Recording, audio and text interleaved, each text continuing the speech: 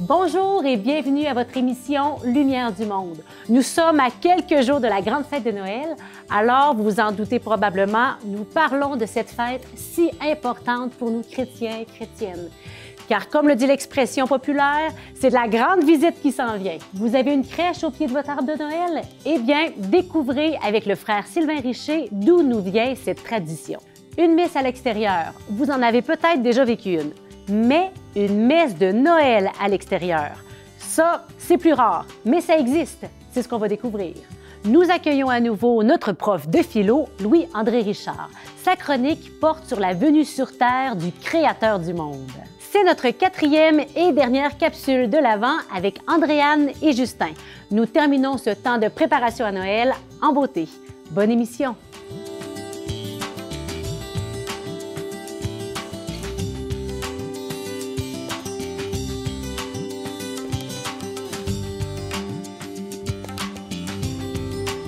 Le frère Sylvain Richer est capucin depuis 21 ans et prêtre depuis 2009.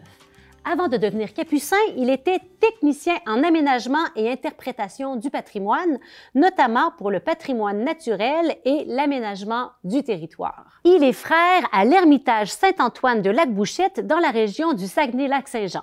Le frère Sylvain fait présentement partie du conseil provincial de sa congrégation religieuse. Bonjour, frère Sylvain. Bonjour, Geneviève. Merci d'être au milieu de nous. C'est un plaisir. Alors, comme on peut le voir, vous êtes capucin et qui dit capucin dit Saint François d'Assise et qui dit Saint François d'Assise dit aussi la crèche. Parce que peut-être que nos téléspectateurs ne le savent pas, mais Saint François d'Assise a quelque chose à voir avec la crèche. Quoi donc?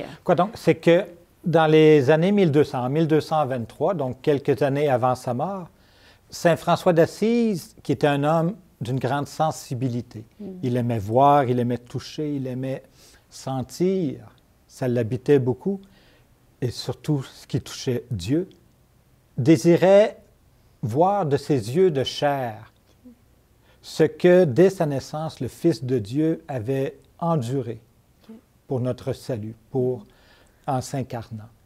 Et c'est pourquoi, donc, quelque temps avant Noël, en 1223, dans la région de Greccio, au nord de Rome, dans la vallée de Rieti, il a fait venir un de ses amis, le Seigneur Jean, il lui a dit « Hey, j'aimerais faire de quoi de spécial dans la grotte où les frères sont en ermitage à Greccio pour Noël.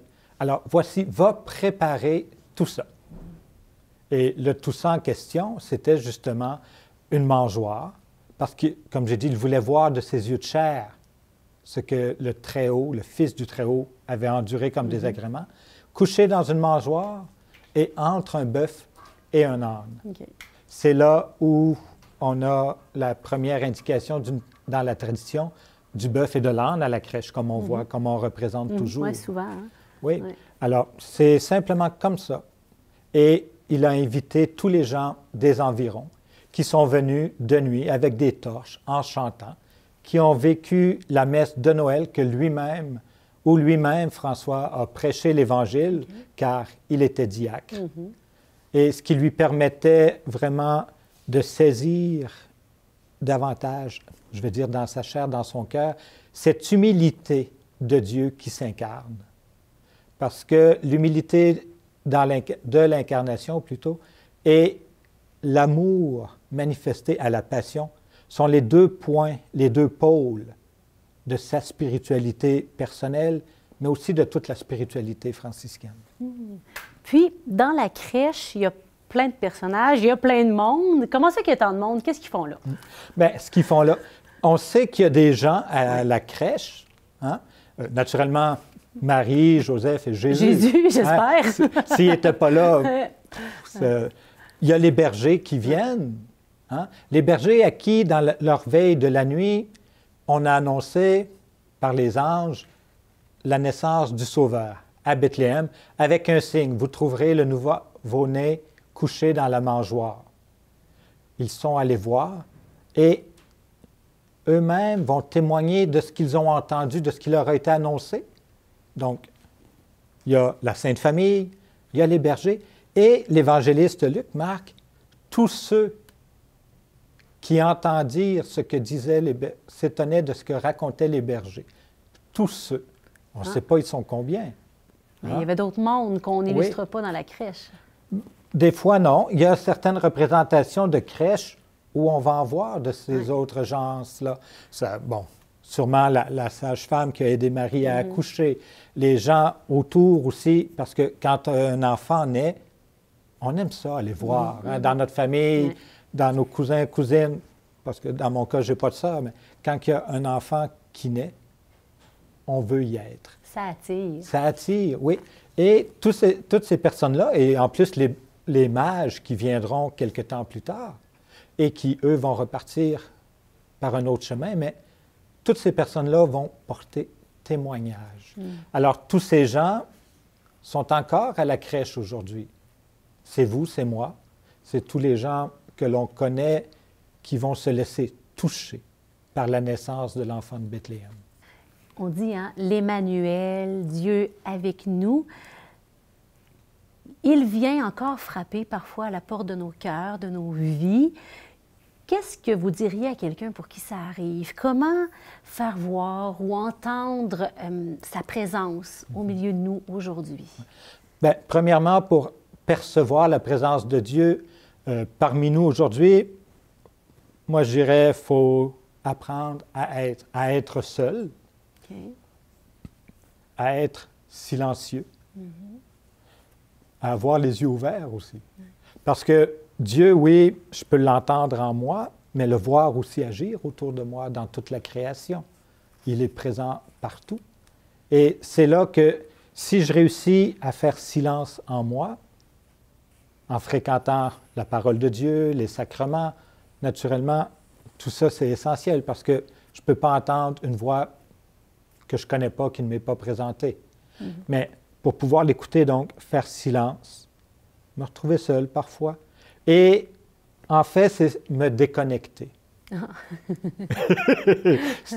se connecter ailleurs. Oui, exactement. Parce que souvent, on est connecté sur des instruments qui nous mènent à communiquer avec beaucoup de gens, mais qui nous fait peu communier avec quelques personnes, avec Dieu, mais avec les autres.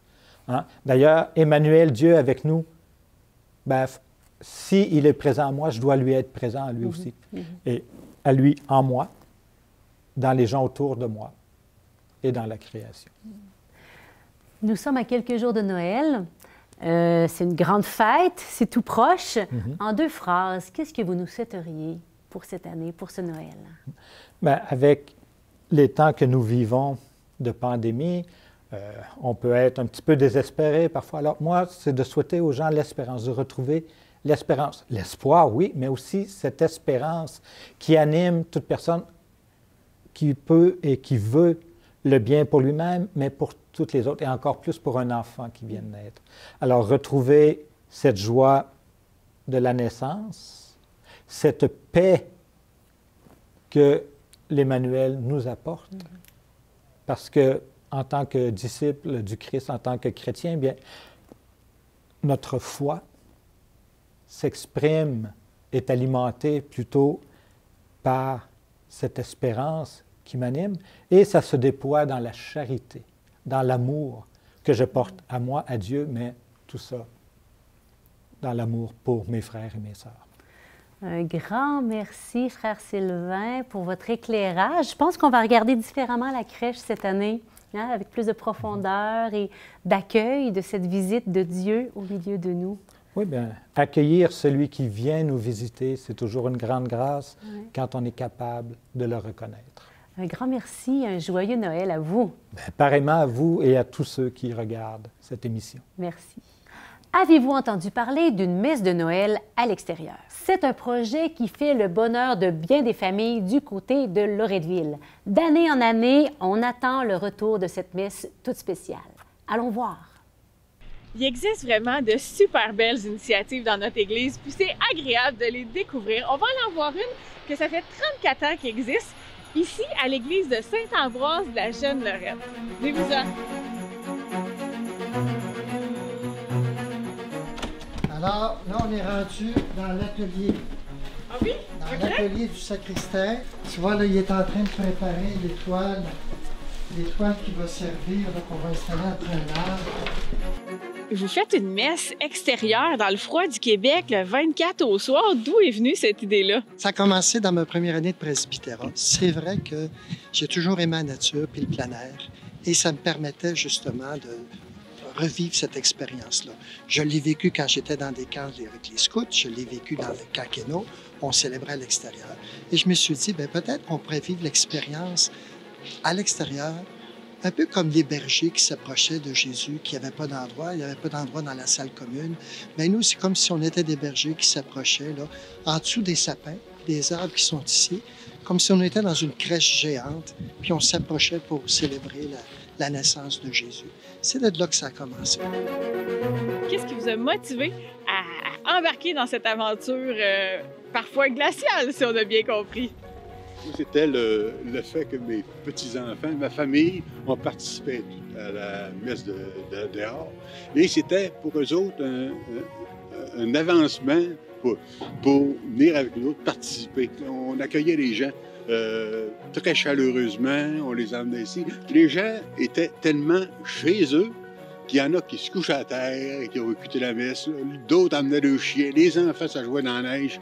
C'était vraiment amical. C'était intéressant. Ce qu'on aimait le plus, c'était que voir les mêmes gens demander « L'année prochaine, vas-tu en avoir une? L'année prochaine, vas-tu en avoir une? » Même si on était gelés, tout le monde voulait avoir une autre messe. C'était une affaire de famille.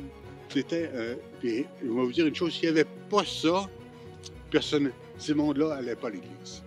Quand on avait transporté l'enfant Jésus à côté de la crèche, je me souviendrai tout le temps, les petits-enfants, ils n'avaient pas 5, ils ont passé le temps de la messe à regarder Jésus.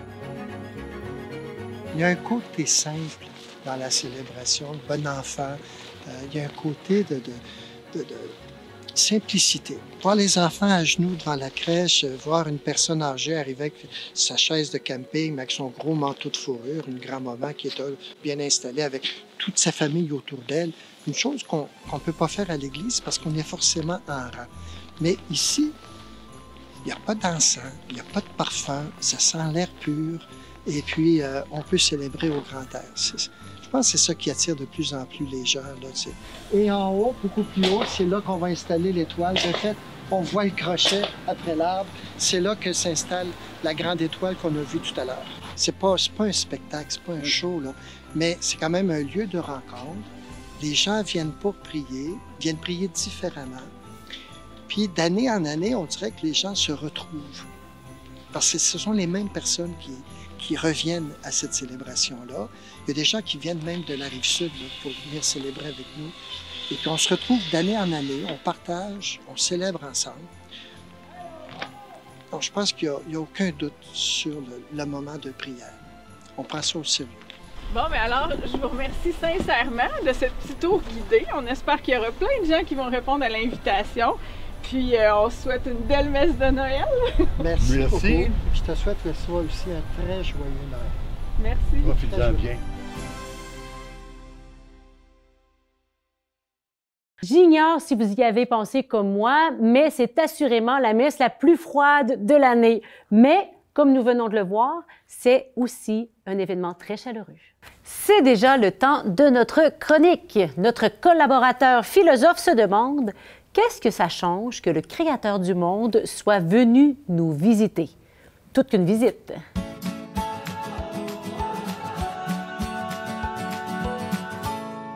Bonjour Louis-André. Bonjour. Merci d'être avec nous en ce jour. Noël approche, donc c'est un cadeau de te recevoir. Bien, merci de considérer que ma visite est un cadeau. Bien oui. Et je ne serai pas en reste parce que je vous ai apporté un cadeau qui est sur la table. Alors, je vous invite à le prendre et à l'ouvrir pour y découvrir quelque chose d'important peut-être. Peut-être. On va regarder ça. Ou sentir plutôt, on m'a dit. Ça sent bon, non? Ça sent bon. Très bien. Ben, en fait, c'est un cadeau olfactif. Et ce cadeau spécial, c'est pour souligner un des cadeaux que l'enfant Jésus a reçu de la part des mages à Noël. C'est un cadeau qui sent la myrrhe. Et c'est un des cadeaux, ça sent bon, hein? C'est un des cadeaux que les mages ont offert à l'enfant Jésus. Moi, je trouve ça un peu curieux comme cadeau à offrir à un nouveau-né. J'avoue, un N'êtes-vous pas d'accord? Ben oui, voilà, bon. Un bébé. Il faut savoir que la symbolique, évidemment, des cadeaux des mages à l'égard de l'enfant Jésus, c'est pour souligner sa royauté. C'est l'enfant roi. Et un des aspects qui souligne ça, c'est que la myrrhe représente un des aromates qu'on utilisait à l'époque pour faire les rites funéraires. Alors, un cadeau à un nouveau-né qui est destiné à lui rappeler, puis à ses parents surtout, qu'il va mourir un jour. Très joyeux. Mettons qu'on est loin de ce qui se passe dans les salles d'achat. Alors, mais c'est très important de souligner ça parce que moi, je voulais, dans ma réflexion philosophique aujourd'hui, parler du sens profond de Noël qui est de célébrer la vulnérabilité. Parce que si j'offre un cadeau qui rappelle la mort de l'enfant qui est né, c'est que cet enfant-là est mortel. Et c'est la condition de tous les êtres humains. Comme vous et moi. Nous sommes mortels, mais nous aspirons tous à l'immortalité. Alors voilà donc la fête de Noël nous place devant la célébration de cette fragilité humaine qui est incarnée dans la vulnérabilité du nouveau-né. Alors moi, j'ai le goût de faire un pas de plus par rapport à ça, puis de vous dire, dans le fond, ce que ça nous enseigne, puis ce à quoi ça nous invite, c'est à l'espérance de l'eucatastrophe. L'eucatastrophe. C'est une catastrophe heureuse. Okay. Comme le préfixe « e », comme dans « euphorie », ça renvoie à l'idée de bonheur, de bonté, de dénouement heureux, une catastrophe au dénouement heureux. Mais c'est ça l'essentiel de la fête de Noël. À travers le fait que Dieu s'est incarné dans la chair d'un nouveau-né, la promesse est née que notre fragilité, notre vulnérabilité va être assumée jusqu'à la résurrection des corps. L'enfant, le nouveau-né, la nativité, c'est une invitation à espérer la résurrection. On ne peut pas comprendre et vivre Noël autrement qu'avec les yeux fixés sur la Pâque, sur la célébration de la mort vaincue par la résurrection des corps. C'est pourquoi on a fait de Noël une fête consacrée beaucoup aux enfants. Parce que ça nous rappelle cette condition fragile, cette spontanéité de la vie qui naît. Mais l'eucatastrophe, pour revenir à ce mot formidable, c'est l'idée qui nous est transmise par Tolkien, qui est l'auteur du Seigneur des Anneaux. C'est lui qui a inventé ce mot-là. Il voulait signifier que la vie humaine, c'est une aventure qui est jalonnée de catastrophes, mais des catastrophes dont on peut espérer un dénouement heureux. Et c'est une dynamique qui se fait et se défait au fur et à mesure de l'existence humaine. Voilà l'objet profond de la fête de Noël. Voilà la joie à laquelle, je pense, on peut aspirer, celle de ne pas se laisser décourager par toutes ces occasions de catastrophes que nous rencontrons dans nos existences à divers moments de la vie. D'ailleurs, la fête de Noël, entre vous et moi, c'est jalonné parfois dans bien des familles de moments très pénibles, des moments où les gens se chicanent, où il y a de la violence parfois. On souligne avec raison, puis on vient en aide aux gens qui sont dans la pauvreté matérielle. On fait des paniers de Noël, les gens suivent, c'est formidable. Mais il y a aussi beaucoup de détresse psychologique, parfois cachée dans les chaumières et dans les maisons, des gens qui sont seuls et qui vivent leur solitude avec plus de tristesse et de difficulté parce que justement, la fête de Noël leur rappelle à quel point ils sont seuls. À quel point ils sont seuls. Alors moi, je pense qu'il y a une bonne nouvelle pour nous cette année. Elle nous est suggérée par Tolkien. Il ne faut jamais désespérer. Par-delà toutes nos catastrophes, il y a le dénouement heureux de la résurrection, de la résurrection que ce petit enfant démuni nous promet et que nous allons célébrer avec plus de force encore à la fête de Pâques. Je vous souhaite, à vous et à toute l'équipe, très belle catastrophe. Un nouveau souhait. Joyeuse catastrophe. Et voilà. Grand merci. À l'année prochaine. C'est déjà le moment de la dernière capsule de l'Avent avec Justin et Andréane. Ils continuent à nous faire marcher sur le chemin de l'espérance. Joignons-nous à eux. Alors, comment est-ce qu'on arrive dans ces quelques jours avant Noël, avec tout ce qu'on a vécu, méditer, les expériences de Dieu qui est présent, qui nous surprend par sa providence, de Dieu qui vient calmer la tempête, qu'on vit des épreuves.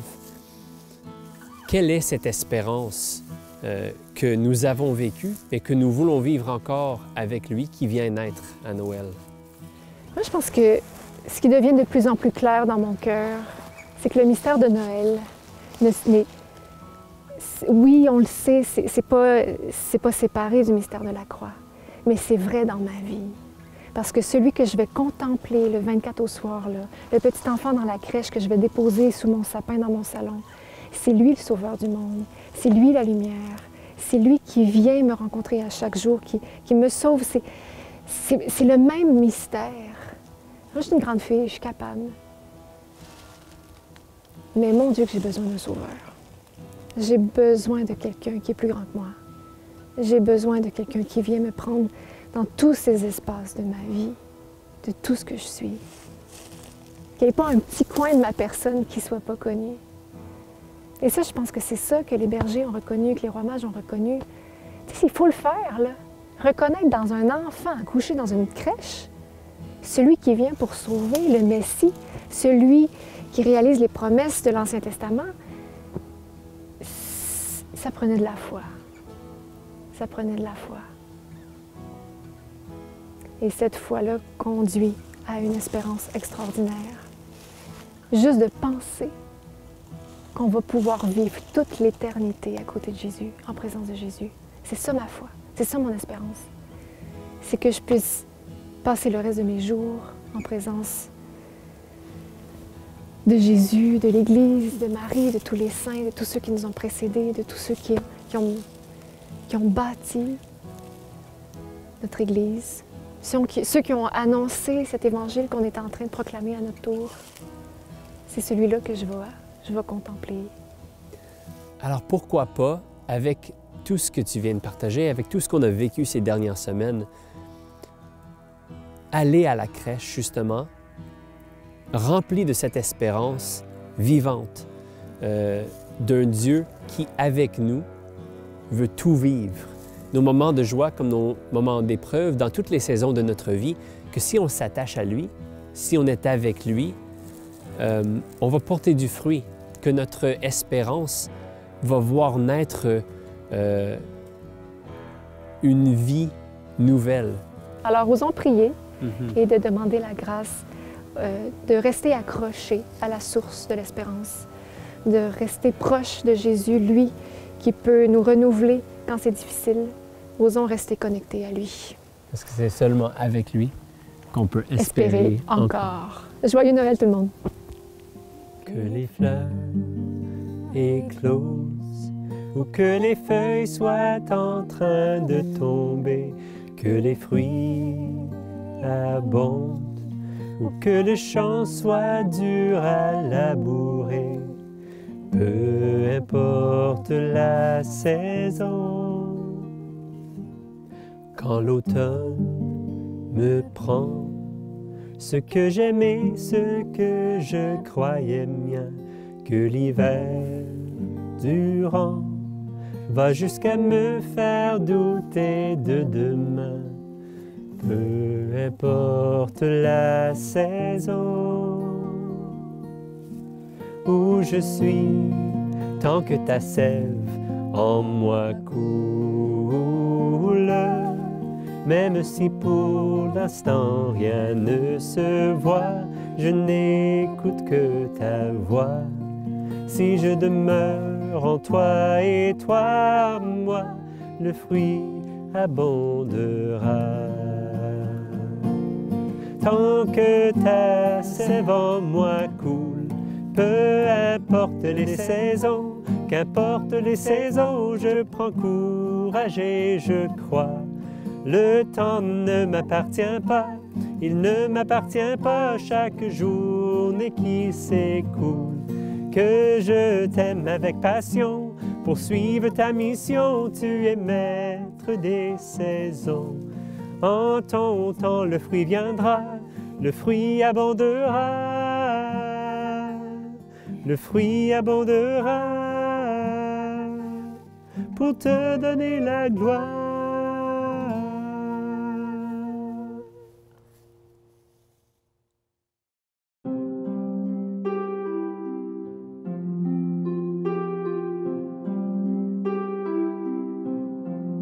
La scène se déroule à Bethléem, la ville où le roi David a reçu l'onction royale.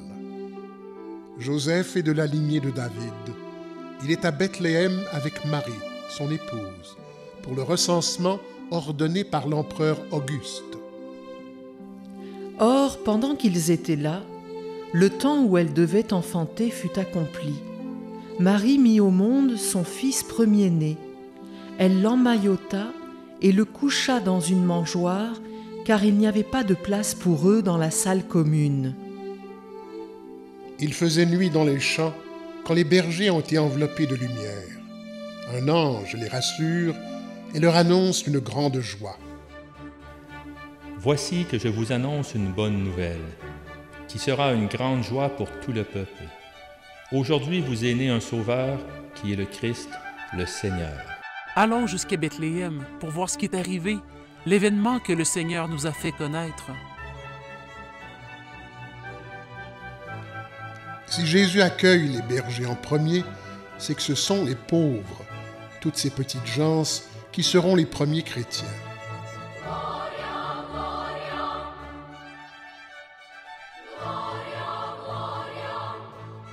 L'étoile brille au-dessus de la crèche. Les mages sont déjà en marche. Voici que des mages venus d'Orient arrivèrent. Quand ils virent l'étoile, ils se réjouirent.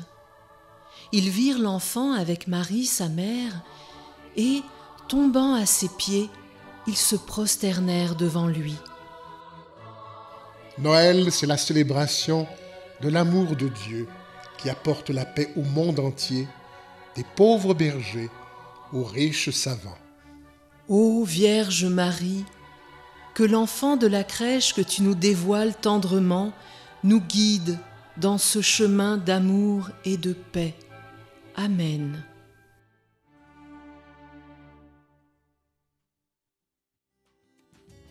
Que vous soyez fidèle à nous regarder d'une semaine à l'autre ou que vous attrapiez l'émission au vol à l'occasion, au nom de toute l'équipe de la télévision de l'Église catholique de Québec, je vous remercie d'avoir été avec nous tout au long de l'année 2021.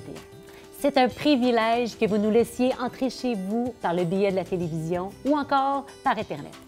Nous avons déjà hâte de vous retrouver l'année prochaine. Soyez des nôtres à la fin janvier. Nous serons de retour pour vous faire découvrir de tout nouveaux sujets. Je ne vous en dis pas plus, mais on y travaille déjà. Et s'il y a un sujet dont vous aimeriez qu'on parle, écrivez-nous à communication@ecdq.org ou sur notre Messenger. Toute l'équipe vous souhaite un très joyeux Noël et moi, je vous dis à l'année prochaine!